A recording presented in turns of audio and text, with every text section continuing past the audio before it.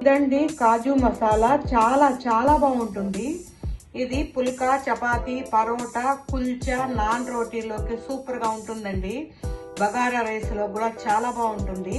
మీరు చేసి రుచి చూడండి. మీకు గనుక వీడియో నచ్చినట్టయితే లైక్ చేయండి, షేర్ చేయండి, సబ్స్క్రైబ్ అవ్వండి. మా వీడియోలు చూస్తున్నందుకు thank you friends. Hi friends, ఈరోజు ధాబా స్టైల్లో కాజు మసాలా చేసుకుందాం.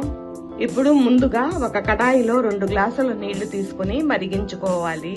ఈ మరుగుతున్న నీళ్లలో ఒక అరకప్పు ఉల్లిపాయ ముక్కలు,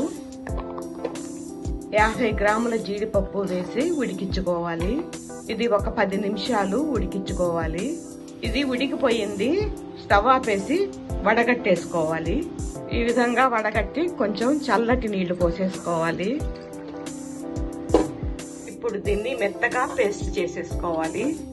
ఈ విధంగా మెత్తగా గ్రైండ్ చేసేసుకోవాలి. ఇప్పుడు కడాయి పెట్టుకొని 4 స్పూన్ల నెయ్యి వేసేసుకోవాలి.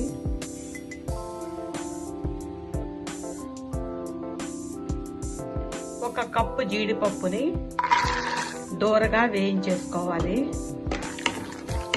మీడియం ఫ్లేమ్ లో పెట్టి వేయించుకోవాలి.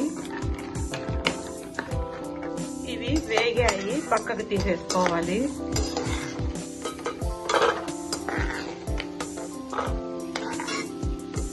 ఇప్పుడు ఈ నెయ్యిలోనే కొద్దిగా ఆయిల్ వేసేసుకోవాలి. జీలకర్ర, దాల్చిని, ఇలాచీ, లవంగాలు, సన్నగా తరిగిన వెల్లుల్లి ఒక 4 స్పూన్లు, సన్నగా తరిగిన పచ్చిమిర్చి ఒక 2 వేగనివ్వాలి.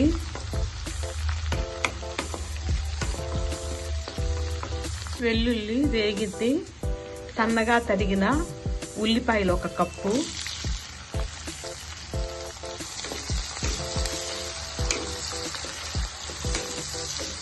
ఉల్లిపాయలు వేగాయి.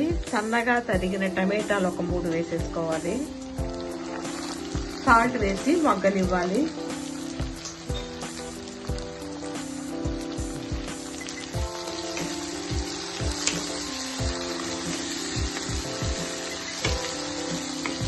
టమాటాలు కొంచెం మగ్గాయి. అల్లం వెల్లుల్లి పేస్ట్ ఒక స్పూను వేయించుకోవాలి. కొత్తిమీర,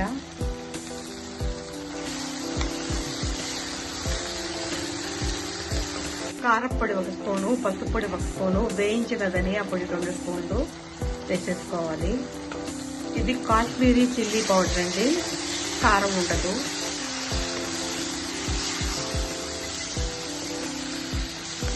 కొద్దిగా నీళ్లు పోసి మూత పెట్టి ఉడకనివ్వాలి.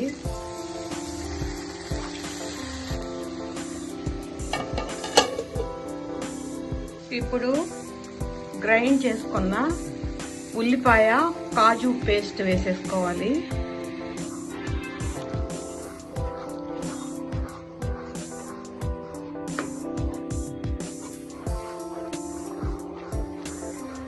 ఇప్పుడు 1/2 స్పూన్ గరం మసాలా పౌడరు, కొద్దిగా కసూరి మేథి వేసేసుకోవాలి. కొంచెం సేపు ఉడకనివ్వాలి. మసాలా అంతా ఉడికిపోయింది. ఇప్పుడు వేయించి పెట్టుకున్న కాజు వేసేసుకోవాలి.